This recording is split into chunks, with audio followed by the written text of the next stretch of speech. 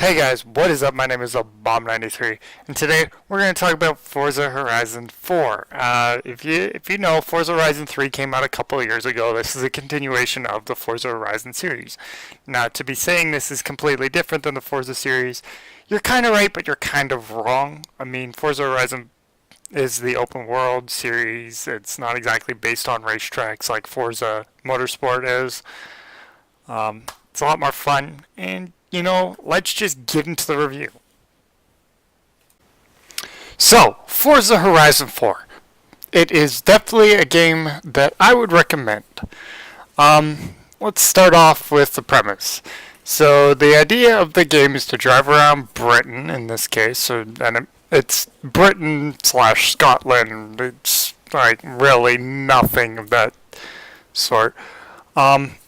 And to do events, street races, cross-country races, and it's open world, sort of, to a T. It's open world, you go into events, but after these events, you go back into the open world. It's kind of like Need for Speed Carbon in a way without the cop chases. The final goal of the game is to gain a high level as you can. There isn't really a certain endpoint to the game. Yeah, once you complete the very short story, it took me about, I want to say 8 hours, which is pretty on par for a race game, to finish that. The storyline of it, there are showcase events to do. For example, there's one where you take the Warthog from Halo, and it's a lot of fun. You race motorbikes, you race a plane, you race a train. You do a whole bunch of wacky races, and those are showcase events. You've got your dirt racing, you've got, you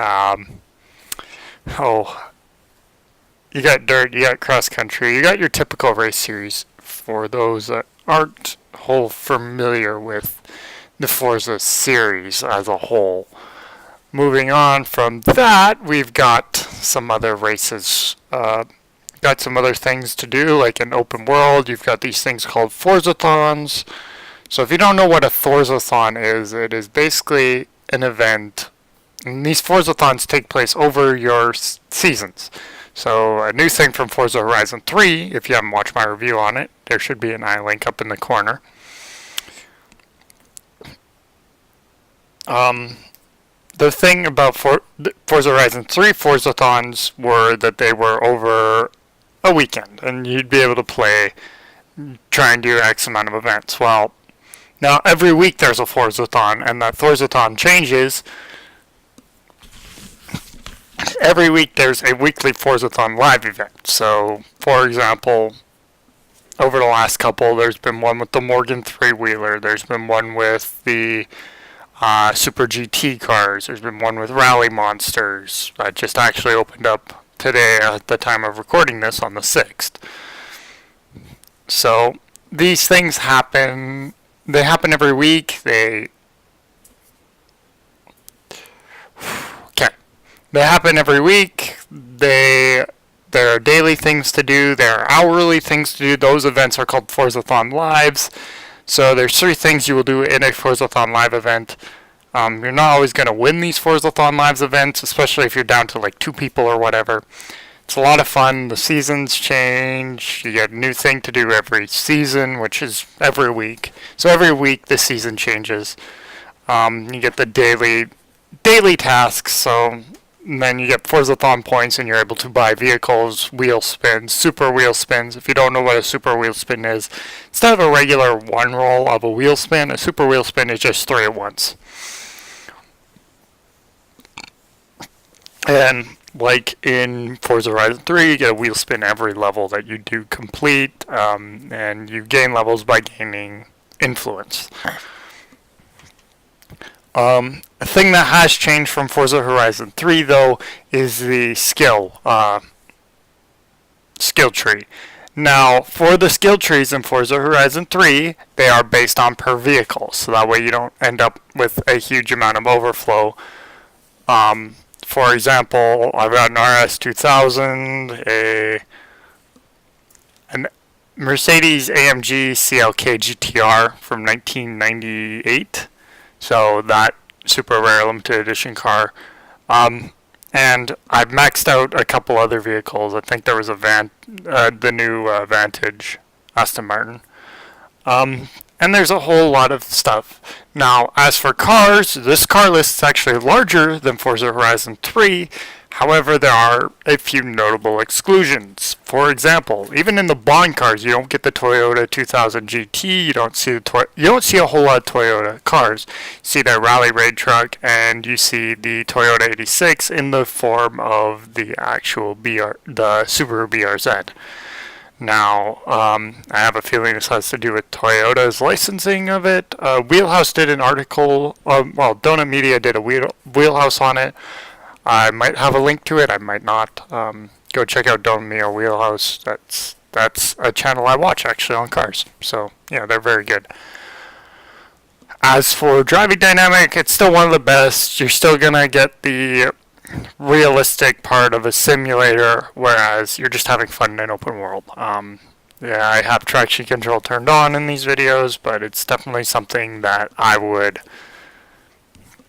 play, and it's definitely something I could see myself playing. A cool new feature with even the multiplayer aspect of it is you're in the open world. When the Forzathon Live goes live, you meet a whole bunch of people in one area, you start doing donuts until the Forzathon Live actually starts in a couple of minutes, and then everybody goes off to the one event and does this one event, which is kind of cool.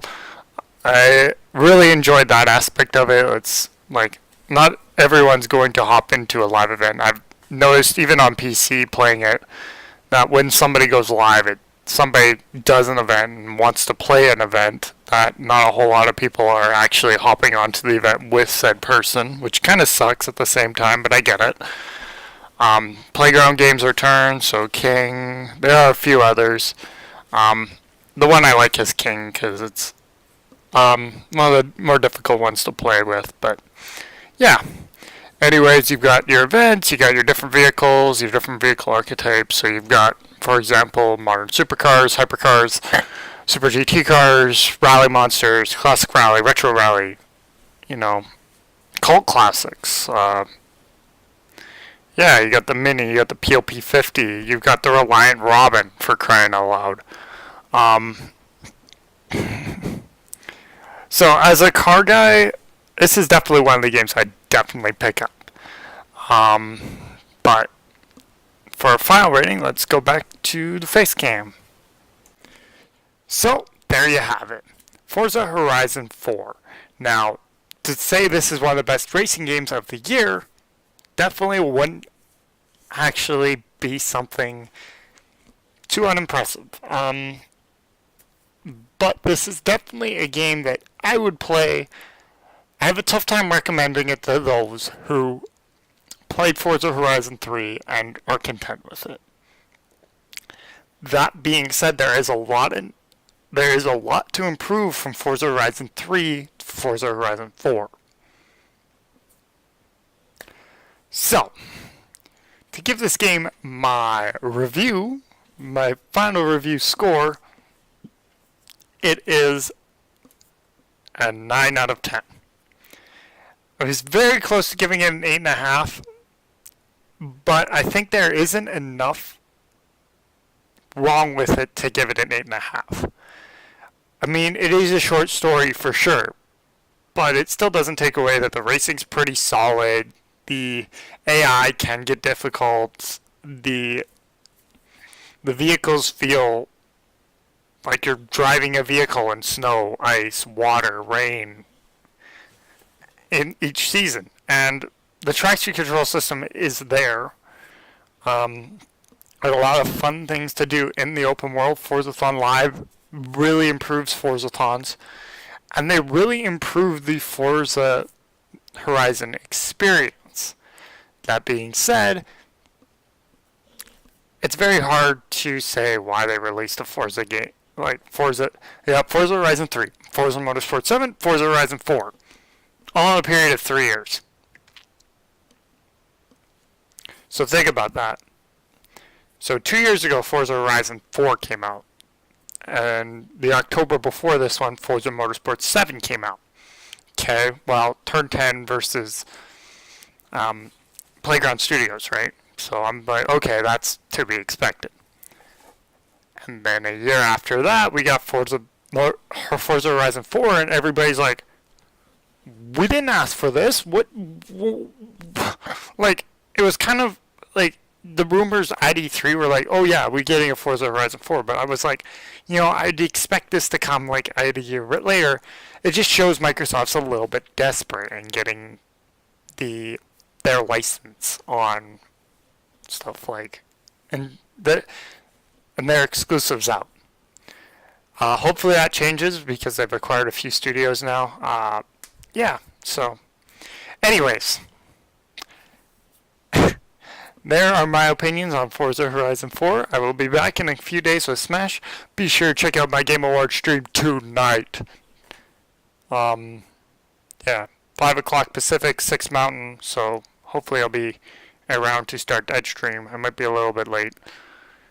Yeah, but that will be exclusive to twitch.tv/thebomb93. That will be in the link in the description below. Make sure you check that out. As for other things, Smash, hopefully I'll have a review out by Monday. That'll be cutting it pretty tight. I have to do some recording stuff, and I don't really have a whole lot of time this weekend as I am heading home. So I'll probably do a recording session on Monday for a bit. Yeah, so anyways, that's my time for today. I hope you guys enjoyed. I will see you later tonight if you come on to Twitch. Links to all my social medias are actually in the description below. I'll give you my Twitter, my Facebook, my Twitter, Facebook, my other YouTube channel, which I might actually start doing wrestling content on now. I mean, I want to do car content on that, but, I might do personal stuff / wrestling, just kind of stuff that interests me. And gaming's kind of always been something that's interested me, so it gets its own channel. But anyways, enough of me. What do you guys think? Put it down in your comments below. Make sure you hit that subscribe button. You get more of this from me. You get more content. Make sure you get my Smash review. Just kind of something other than the media's opinion that you get from somebody like me. For example, if you haven't checked out any of my reviews, there should be something up here. Should be something down there. Just whatever YouTube picks. Yeah, and make sure you hit the subscribe button. Maybe hit that like button on this video. If we get 1 like, that'd be awesome. Anyways, guys, that is my time for today. As always, I'm the Bomb93. Until next time, or until Smash, I guess. Stay bomby.